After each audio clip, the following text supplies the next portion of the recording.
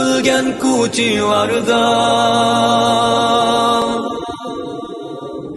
umid uzma aziz xalqim, umid uzma ey ana yurt. Biz atlandık bu kurashga, o'yil tashdek uyushib. Allah berse bu nusratni, bizgilerimiz sep bulup, zalimlarni yığlatgudek, Oğuz gibi küçlük bulup, lepildeydi asminanda, göz çatlayıp şu günü, ay yıldızlık gök bayrağım. Ey ana makam, ay yıldızlık gök bayrağım. Assalamu alaikum, dear brothers and sisters. Welcome to another podcast episode with your brother Arsan Hidayat on Talkies Turkestan. We have a very special guest joining us all the way from the United States. I believe he's in Dallas, Texas right now, if I'm not mistaken, but he'll obviously tell us where he is. I don't want to talk too much. I just want to introduce my guest today. We have Dr. Omar Suleiman. Welcome to the show. Assalamu alaikum, brother. How are you today? Wa alaikum assalam wa rahmatullahi wa barakatuh. Alhamdulillah. It's wonderful to see you here and to be with you. Allah yabarak fikum. Alhamdulillah. Thank you so much for accepting this interview. I basically wanted to get in contact with you because it's very rare for Muslim or Islamic figureheads like yourself with such a following to be tweeting, to be talking about, to be addressing the Uyghur issue, the oppression that's been happening to the Uyghurs for the past 7 years, and especially the last 3 or 4 years with the concentration camps. And that's why I got in touch with you to basically highlight some of these issues. So before we begin, I basically want to talk about how did you first get involved, or when did you first find out about the Uyghurs and their oppression? And Bismillah, alhamdulillah, so it's actually very interesting. I mean, I hope this would be a lesson to those that think their message is not reaching people. I remember the first time I actually heard about this issue, believe it or not, was at a convention booth, an Islamic convention booth. And typically when you go to the bazaar of these conventions, you will see lots of shopping and clothes and all types of things. But I came across this East Turkestan independence booth, and stopped and talked to the brothers for a bit. Now, once I got into my history studies in particular, I think that's when I really became acquainted with the issue and how it related to so many other things that were transpiring in the world. So, it's very interesting because you literally can see how colonization has preyed on the division, of the Muslim world. And so, Palestine, obviously, 1948 doesn't happen without 1917. And Kashmir, right, which becomes occupied around the same time, 1947, 48, 49, as it transpires there. East Turkestan has its independence encroached upon, I believe, in 1911 or 12, and then 1949 is eventually where the occupation takes a turn, right? And so you're seeing, subhanAllah, the way that these tragedies are all so interconnected, and the threat of unity and the vulnerability of disunity, right? And how these oppressive regimes were able to colonize these lands and these peoples. And and I don't want to go on and on because I feel like I'm speaking to, obviously, the history better than everyone else. But, I think that what's always lost is obviously that, there's always some component of wealth involved as well, right? So what East Turkestan has in terms of natural resources, what Afghanistan has in terms of natural resources, the oil that seems to be left out of the conversation with the endless wars that have been waged on Iraq. there are so many things that are interconnected in terms of territories that were occupied and colonized and terrorized around the world, and then there are particularly these details that often get lost that I think are worth exploring. So, Brother Omar, in your experience or from your perspective, what are the role of Muslims? So first from an individual level, and then from, say, organizations. I'm not sure whether or not your organization, I believe the Yaqeen Institute, basically based around dawah and giving Islamic knowledge. What are the roles of individuals and certain Muslim organizations generally in the West?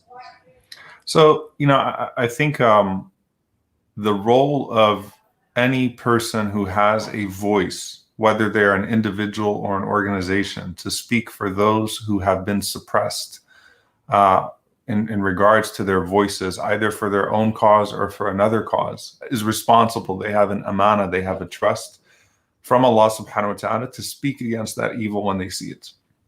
Based on the hadith of the Prophet ﷺ, whoever amongst you sees an evil, then let him change it with his hand. And if he can't do it with his hand, then let him do so with his tongue. And if he can't do it with his tongue, then he should at least hate it in his heart. And so one of the things that we see is that, Muslims in some of the countries that we live in, we have the ability to speak on causes that are relevant to not just oppressed Muslims, but oppressed peoples worldwide.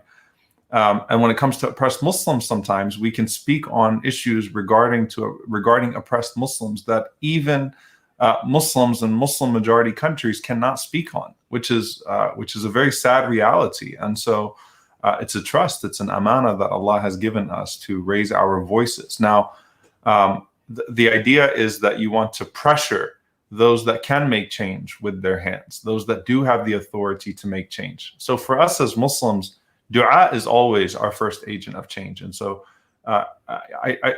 no one should belittle the role of standing up at night and making dua for your brothers and sisters. And no oppressor can take away your dua. No oppressor can rob you of the ability to pray at night and to call upon Allah subhanahu wa ta'ala for the aid of these oppressed peoples. But then the second layer of that is, look, if your voice can put pressure on governments, on advocacy groups, on companies that are profiting off of the exploitation of the Uyghur people, then you have a responsibility to strengthen your voice as much as possible by lending that voice to other voices that are doing the same thing. And alhamdulillah, we are uniquely positioned here in the United States, and we've been able to exert pressure by lending our voices to our Uyghur brothers and sisters that have been raising their voices this whole time, right? I don't want to, pretend like we became the first voices on this. The Uyghur brothers and sisters have been left to fend for themselves, unfortunately, for so long. And inshallah ta'ala, starting with myself, I need to do a better job of lending our voices to the Uyghur people as they raise their own cause and let them know that they're not fighting alone.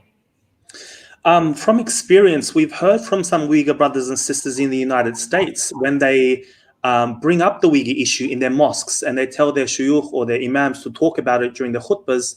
It seems to be a sensitive topic even in the mosques for some. Is this the case? Or if it is the case, why?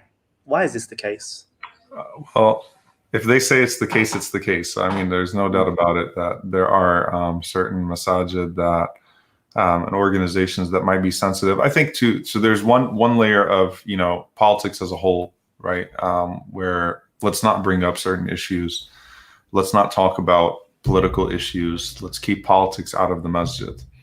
And I can understand keeping certain politics out of the masjid. I really can, and I can actually appreciate that. I cannot understand keeping the cause of the oppressed out of the masjid. That's central to our messaging, our religious messaging, is to make dua for our brothers and sisters, to raise awareness and to activate people towards causes, especially those that have been drowned out.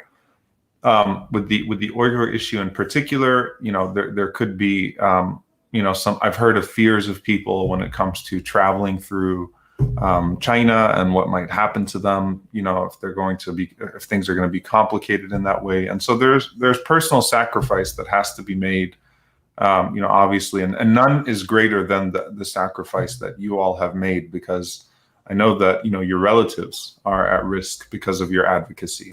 And certainly, you can't travel through certain countries anymore. So may Allah subhanahu wa ta'ala help you all and help your relatives, because I know every activist,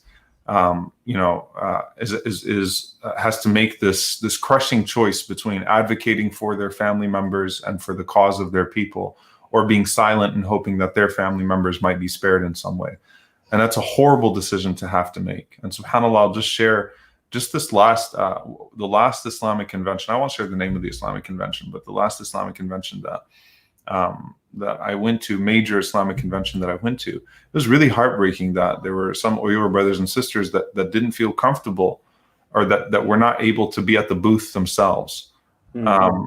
That really hurt. Like, subhanAllah, that they were not able to be at the booth themselves. And they had, people that seemed like informants that were going to the booths and asking questions, pretending to be inquisitive, but really gathering information on who the people were. This is terrifying information. I've been to the DC protests, with our Uyghur brothers and sisters, and it's terrifying, right? The way technology works now, the way that people are captured, their faces are captured, and then it's used against them. Such is the world that we live in, right? And so I think that there's a crippling fear, unfortunately. And what we have to realize is that if we become silent on certain causes, because the force of oppression on the other side seems to be insurmountable, then all that's going to happen is that oppression is going to grow wider and encompass more people, and we risk losing the aid of Allah subhanahu wa ta'ala. And as we are in Ashura, the season of Ashura, it's a time for us to reflect on the way that Allah subhanahu wa ta'ala gives aid to those who speak the truth, and those who work for causes of righteousness, even when those causes are difficult causes. And no one, I cannot think of a cause. And I don't do that to belittle the other causes. Every cause is important. We don't do whataboutery in Islam. We don't say, what about this people and what about that people, right? We don't do that. Every cause where there's oppression, and where there's a taking away of the rights of someone else is important to us, and we uphold that cause. But like the way that Uyghur activists are punished by the cruelty that's then enacted on their families back home, it's really heartbreaking. And I applaud all of you who choose to raise the plight of your community as a whole, of your people as a whole, even though it does come at enormous personal expense. Yeah, it does take a toll. Now, we've all seen that Western nations, particularly the US, is leading the way in supporting the Uyghurs, yet the leaders of Muslim majority nations are definitely silent on the matter. Now, we hear, especially during the khutbahs, that, the Muslim Ummah is one body, and when one part of the body is hurt, the whole body should be aching and hurting. But it's definitely silent, especially from the leaders of Muslim majority countries. Yeah, and that's a very depressing reality, because we saw what happened with the United Nations, right? When you have Western nations put forth a letter in coalition, condemning the regime for their treatment of the Uyghur people, and then you have Muslim countries sign on to that letter, a letter in opposition to that. That's quite heartbreaking. And I think that the myth of Muslim solidarity in the governmental sense has been exposed regularly now. And that's true whether it was with Kashmir last year, or last week with the Palestinian people, or some of the agreements that are taking place, the normalization of ties with active oppressors of Muslim minorities in different parts of the world. it's a sad reality. And so what I would say is that those of us that are not Muslim governments, which I assume is all of us, Mm. you know, we still should try to live the spirit of that hadith, even if those governments are not living the spirits of those hadith and the spirit of that hadith. And, you know, and realize that, inshallah ta'ala, things will change. Now, with that being said, that doesn't mean that we don't, those of us that have the capability of putting pressure on those governments don't put pressure on those governments. Look, we're in a unique situation where there's colonization, and unfortunately, the sad reality is that, you know, these governments, including most Western governments, are not going to take up causes because they're righteous causes, but because they're either politically beneficial to take up or they're political liabilities to ignore. And so someone comes and says, well, you know, the Republicans in the United States that are taking up, that are speaking to the Uyghur cause are only doing so because of, you know, the political rivalry with China, then so be it. Okay. It's their political opportunism. That's fine. But you know what? Our cause is not opportunism. Our cause is the oppressed. So if that's the way that you that you get them to listen, then that's what causes them to listen. And then you have to make it politically expensive, you know, a political liability for politicians to be silent on this cause, right? And so there should be pressure on the Democrats, for example, right? You know, I don't believe that the Uyghurs were mentioned one time from the DNC this year. Now, DNC is a whole, you know, discussion in and of itself, but that's, you know, how is it that the leaders of the Democratic Party can, you know, solicit Muslim votes, and this cause is not one of the causes that's mentioned amongst many, right? So I think that we have to put pressure on governments to mention them, but not just to mention them, but to take action towards calling it a genocide, because it should be called a genocide. And then we take the baton of that, inshallah ta'ala, the momentum of it being called a genocide. It's connected to the Rohingya genocide, which China tried to stop from being called a genocide, right? Because it would obviously have political consequences for them. And then we push and we push and we push. We're under no illusion of the inherent corruption and political opportunism that exists in these bodies, and that these are not ideal situations that we're working with. But this is the part of doing the best that we can, and praying for that Muslim solidarity, you know, at the authority level, where people take up righteous causes because they're righteous, where oppressed are advocated for because they're oppressed. And they make those moves. And I will say this as sort of in conclusion with the Muslim governments. One of the things that's important to understand is that, and not that you, of course, you all understand this, you know, because you've been working on this cause nonstop.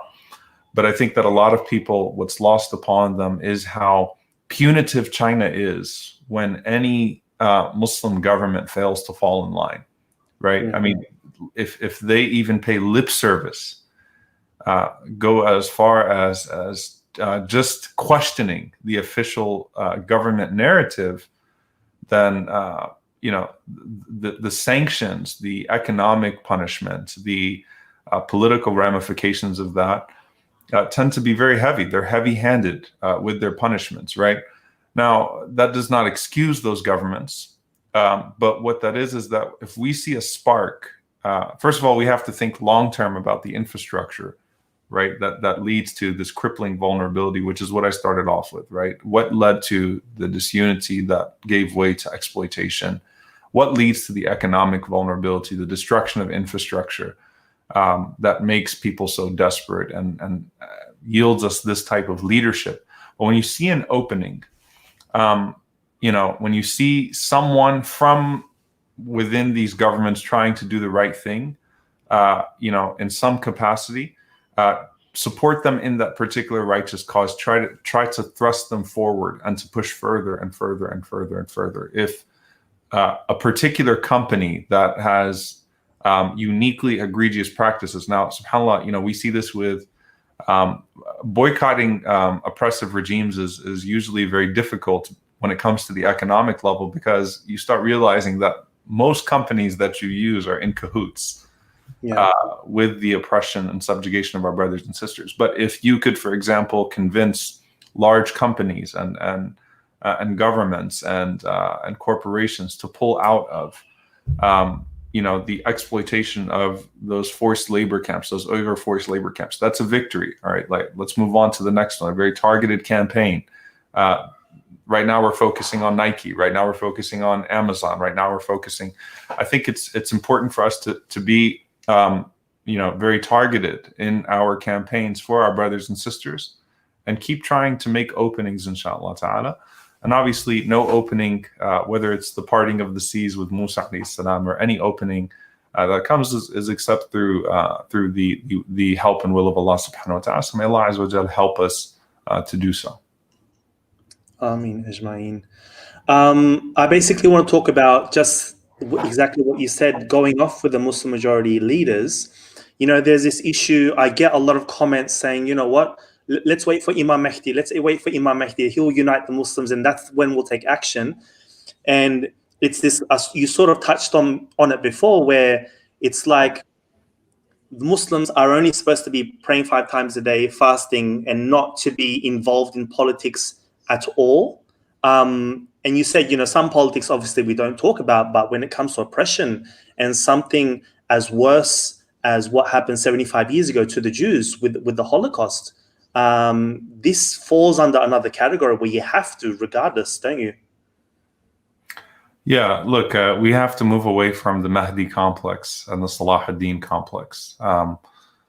We believe in Salah ad-Din al-Ayyubi, obviously, and his contributions, and we celebrate them. And we believe in the coming of the Mahdi because it's established in the authentic Sunnah of the Prophet sallallahu alaihi wasallam. But at no point do we wait and lay down and wait for the Savior to come, because what Allah has given us of divine and righteous guidance and spiritual energy that we can find through that righteous guidance, as well as a methodology, is enough to keep us busy until the end of our lives, inshallah ta'ala. And we are tasked with doing our part. And this is something, by the way, that, not to bring in just something completely different, but quite honestly, it's been weighing heavy on my heart and mind. Like, look at Christchurch right now, right? I mean, and I was just talking about the court of Allah subhanahu wa ta'ala, right? We're not to despair in Allah's mercy and plan, nor lose sight of the fact that the day of judgment is the ultimate rectification, that Allah subhanahu wa ta'ala will rectify everything in the hereafter, and that the only way that we can come to any place of contentment and tranquility in the cruelty that unfolds in this world is understanding that our life in this world is such a short part of our existence, and that it does continue, and that there is rectification, right? But what makes the Muslim so balanced in their understanding is that the Muslim submits to that decree of Allah subhanahu wa ta'ala, submits to that understanding of the day of judgment, but then does everything they possibly can, right? To do what Allah has told them to do. And if I die trying, then I've succeeded. If I die trying, I've succeeded. And that's a powerful concept that we have. It is the affair of the believer. It's the gift to the believer that if I die trying, I have succeeded. Collectively, we still have work to do. But if I die trying, I have succeeded. Just like with your individual acts of worship, all you have to do is be able to show up on the day of judgment and say, Ya Allah, I tried my best. And Allah will question you in regards to your sincerity and your efforts. And so when it comes to the causes of the oppressed and the poor, oh Allah, I tried my best, right? You have to be able to say, I tried my best. I tried to think about a better way. I tried to strategize. I gave it my all. I was steadfast. I tried to maintain sincerity. I prayed. I worked. Ya Allah, I tried my best. And then, Asiya alayhi salam is successful, and Musa alayhi salam is successful. Because at the end of the day, whether you are ashab al-ukhdud, right, or the people that whether you died in Badr or you lived to see Fatah Mecca, you're successful because you tried your best. You did your best, and in the cause of righteousness. And so Don't belittle your prayer at night. Don't belittle your small effort in the day.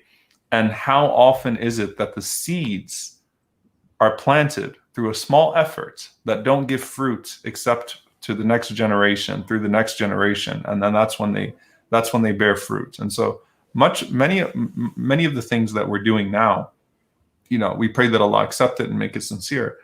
We might not live to see any of it, right, yield any major fruit, but you don't know who you're inspiring to take the next level. You don't know where the next mujaddid is right now, right? Because that's the thing. The Prophet ﷺ said, in every generation, there are revivers, there are forerunners, there are people that take the baton. You don't know who's listening. Arsalan, you don't know who's the young boy that's in any demonstration that you're in that looks up to you and says, that man is championing our cause, and when I grow up, inshallah, I'm gonna pick up the baton. And we pray that there comes an end to the oppression of the Uyghurs, but there will always be oppression and poverty until Allah subhanahu wa ta'ala wills otherwise. But someone's watching you, right, in those protests and raising your voice. It could be a nephew, it could be a child, and says, you know what, I'm gonna pick up the baton and I'm gonna continue, inshallah ta'ala, to advance the cause of good and the cause of the oppressed wherever they are, and the cause of righteousness. And may Allah give us all success. Ameen, Ismail. Another question that I have is, obviously this Uyghur issue has united, whether it be politically, the right and the left. We've seen certain bills passed unanimously. And also it's united all faith groups, whether it be the Jews, the Christians, even a-religious or non-religious people. But there seems to be, media-wise, at least at face value, the Muslim voice or the Muslim work on the ground doesn't seem to be projected enough. That's how I feel. And there's this notion that the Muslims on the ground are not doing anything. Have you noticed this, or is this just something that I'm feeling, or the Uyghurs are feeling? Well, look, first of all, you're right. Second of all, when an issue is as near to you as your issue is to like any person who is deeply involved in an issue is never going to feel like there's enough exposure, right? That's number one. But number two, yes, it is right. Objectively, the coverage of the efforts towards the freedom of Uyghurs, particularly the work that people like yourself and that Muslims are doing towards this issue, it's lacking. And I think that there are a few reasons for that. I mean, one of them is that we cannot deny that there are so many things, so many conflicts happening in the world that sometimes people get lost. Yeah. And for whatever reason, they feel an affinity towards certain oppressed peoples. And so if and these are natural just tendencies, right? And obviously, we're supposed to shatter all of those barriers and to just feel, when we see our brothers and sisters being hurt, when we see someone who should not be treated in a certain way, treated in egregious ways, it should invoke something within us. But I think a natural tendency is that, if I'm an Arab, then maybe Syria and Yemen just appeal more to me. If I'm Pakistani, then perhaps Kashmir just appeals more to me. If I'm, if I'm Kenyan, then maybe Somalia appeals more to me. It just hits closer to home, right? Yeah. And we're supposed to be shattering those barriers. And if I'm American, and it's that what's happening here in the United States just hits closer to home, literally, physically, but not just I live in America, but look, these are my people, right? So we have to broaden the scope of my people, and then we have to bring the same energy to media towards these causes. And I'll be the first to admit that I'm not doing a good enough job. We all have to do a better job. And subhanAllah, I mean, I don't like whataboutery, but sometimes I get ashamed when someone says, when's the last time you spoke about this issue? And I'll say, you know what, you're right. It's been a while. I shouldn't be silent on this issue. And it can get overwhelming, but we need to challenge ourselves to do better. The humanity of a Burmese child is the same as the humanity of a Palestinian child, and a Syrian child, and a Somali child, and an Uyghur child, and a child in Kashmir, and a child at the border of the United States, and from Honduras or Guatemala or El Salvador, right? I mean, we have to orient ourselves, inshallah ta'ala. We all have to do a better job, starting with myself, in expanding our energy to encompass people as, and our, especially our ummah, wherever they are. The fact that the Uyghur genocide is proceeding with such impunity is really a shame on the whole world. And we're just passing 25 years, right? We're talking about the Bosnians and what happened with Bosnia. And you mentioned the Holocaust and never again, right? And this is the largest concentration of people since Jews in Nazi Germany, right? I mean, we have to be very careful. And if the world is losing its consciousness, then we have to be the ones that are conscious, inshallah ta'ala, to keep poking at it to wake up. Inshallah. Sort of going off topic now. I don't want to actually, before I ask you the last question, there's one more question I wanted to ask, and then we'll sort of end it. What would you, I mean, you see what the Uyghur activists do and organizations do. What would be your advice as to where to go from here? What do you have a perspective on this? I feel I'd be embarrassed to give advice, to be honest with you, in a way like that undermines the great work that everyone is doing. So it would be an advice, I think, in terms of for anyone that's going through a cause. Number one, to make sure that your spiritual reservoir is always full. So to continue to emphasize the elements of dua and the elements of qiyam and what that does, right? And to always bring that, because sometimes it gets lost and we can't lose that. So emphasizing the spiritual reservoir, as well as obviously, is just as important as methodology, right? Is filling our tanks and reminding ourselves always of those things.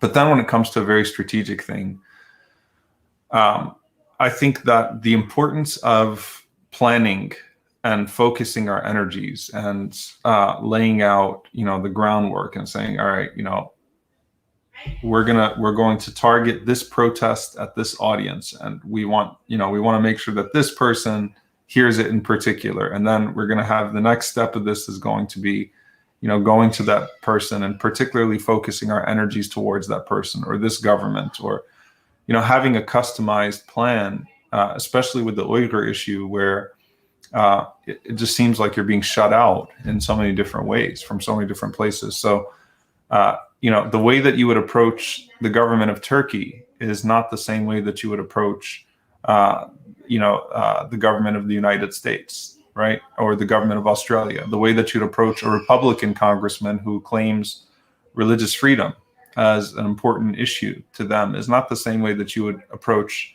a Democratic congressman that claims to be opposed to Islamophobia, yet is silent on this issue, right? So focusing our energies, inshallah, having customized plans to those different, audiences, inshallah ta'ala, and being very thoughtful and deliberate about how we approach different governments, different groups within government, different lobbying groups, companies. Again, I think with boycott movements in general, I can tell you that, it just becomes overwhelming sometimes when you say, all right, all of these companies are involved in the exploitation of Uyghurs. And it's overwhelming. It's massive, right? So it's like, okay, no doubt that all of them need to face consequences and be pressured to remove themselves from the exploitation of Uyghurs. But it would be more effective, I think, wallahu alam, to have targeted campaigns towards this one company. If you were to go at one company for a month, and all of the pressure on social media and all of the activist groups around the world are focused on ending the Uyghur exploitation embedded in that company, in that company's train of labor, then that's a success, inshallah ta'ala. And then it sets a precedent. It gives you a playbook to go to the next company and to target the next company, inshallah ta'ala, to work, to stop the exploitation of Uyghurs in these forced labor camps for cheap commercial gain. So those are just some things that come to mind, and some of them are not necessarily specific to the cause. But may Allah reward you again. I feel embarrassed to give advice to to you all, and I think inshallah actually you should be giving advice to us. What is it that religious leaders, what is it that imams, what is it that we could be doing better? So I would start off with, for today, I mean, it's Jummah. So Jummah Mubarak. I hope you do mention the Uyghurs, make dua for the Uyghurs today. Jazakallah khair for that. Last question, sort of off topic. And I'm sure you've heard this question before, even from non-Uyghurs. And this is an Islamic question. And I'm glad I have you here to sort of set the record straight. It's a very popular question where people say the Yajuj, Majuj are the Chinese people. What is your opinion on this? I think that's incorrect altogether, obviously, and I think that it's problematic. But I'd first speak to the sentiment, and it's important for everyone to understand that every generation over the last 1400 years thought that Yawm al-Qiyamah was going to occur in their generation, Yeah. starting with the Sahaba of the Prophet ﷺ. If you saw the fitna that broke out starting in the time of Uthman radiallahu ta'ala anhu, you thought, okay, this is it, right? They thought they had the Dajjal amongst them. In a very particular individual, a named individual. If you lived in the time of the Tatar, right, and the Mongols, and you would have thought that they must be Ya'juj and Ma'juj because of the destruction, the cruelty that was wreaked upon the Muslim world by the Mongols. And then, it was not long, or not far from that you have the massacre of Ma'arra and the Crusades and the destruction of Jerusalem, where Muslims and non-Catholic Christians and Jews were all massacred in Jerusalem, and it's flooded with blood. And then you have Hajj, when COVID hit, and there was the possibility of no Hajj whatsoever. People said, well, that's a sign of the day of Judgment. It must be Yawm al-Qiyamah. Well, there was a time where the Qaramita attacked the Hujjaj, murdered them all, and stole the black stone. Like, there have been some really horrible peoples and episodes in history, but here we are. And so it's important for us not to la tasta'jilu, as Allah says, don't be hasty when speaking to those who challenge Allah on the Day of Judgment. This is obviously not the case when Muslims are feeling a great sense of despair and hardship when they see what's taking place. It's different, but maintaining optimism, does not mean that you don't recognize destruction or devastation. It doesn't mean that you don't feel sadness. Maintaining optimism is that so long as Allah has put that, number one, Allah is always in control. Number two, Allah has put me here for a reason. So long as I'm in a position to work towards that purpose, inshallah, either individually or collectively, I'm going to keep working with a sense of optimism. And so be that person that the Prophet ﷺ said, even if the Day of Judgment came and you've got the plant in your hands, plant that plant. And don't get into the whole trying to play the numbers game and say Yawm al-Qiyamah is 2024, Yawm al-Qiyamah is 2026, Yawm al-Qiyamah, the Day of Judgment is here, and this is what the Prophet ﷺ was talking about with the Ya'juj and Ma'juj. And no, these are matters we affirm from the Quran and the Sunnah of the Prophet ﷺ. And we also affirm our own utility in the meantime in our work in accordance with what the Quran and the Sunnah give us. And so that's a long answer to a short question. The short answer is absolutely not. Jazakallah khair so much for your time, your valuable time. It's Jummah. I'm sure you're going to be preparing for your khutbah and all this. So thank you so much. I hope you and others as well, do your bit, social media, in your khutbahs, in your sermons. Just thank you so much for your time. Jazakallah khair. Barakallahu feekum. It's a pleasure. I want to thank all our guests today. Make sure you guys share, talk to your friends and family, about what's happening to the Uyghurs in Chinese occupied East Turkestan. And until next time, Assalamu alaikum wa rahmatullahi wa barakatuh. Alaikum assalam wa rahmatullahi wa barakatuh.